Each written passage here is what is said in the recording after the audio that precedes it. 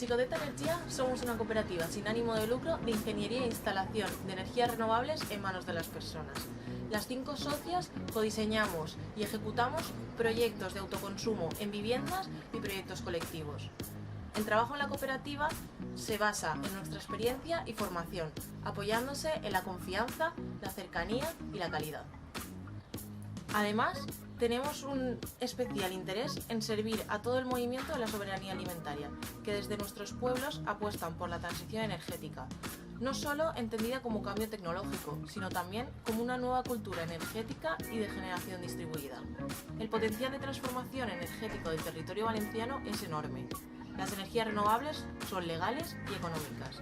Además, dinamizan las economías locales y su autonomía. Durante 2019 hemos trabajado en la idea de la cooperativa de trabajadoras, su constitución y registro. Además, presentamos el proyecto al concurso de ingenierías Valencia Solar de Somenergia, junto con las compañeras de una cooperativa de servicios energéticos. En 2020 arrancó con la adjudicación de este proyecto, el cual tiene por objetivo realizar 50 instalaciones de autoconsumo residencial en la provincia de Valencia. La oportunidad nos permite seguir pensando otros servicios que puedan ser útiles para nuestro territorio.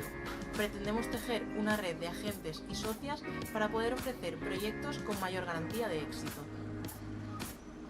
El Servicio de Transición Energética Local pretende crear comunidades energéticas locales a partir de procesos participativos en los municipios.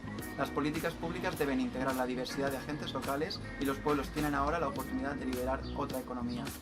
Repensar colectivamente los consumos de energía y la potencia de generación renovable permite ganar en resiliencia y en soberanía energética. Xicoteta Energía, energías renovables en mans de les persones.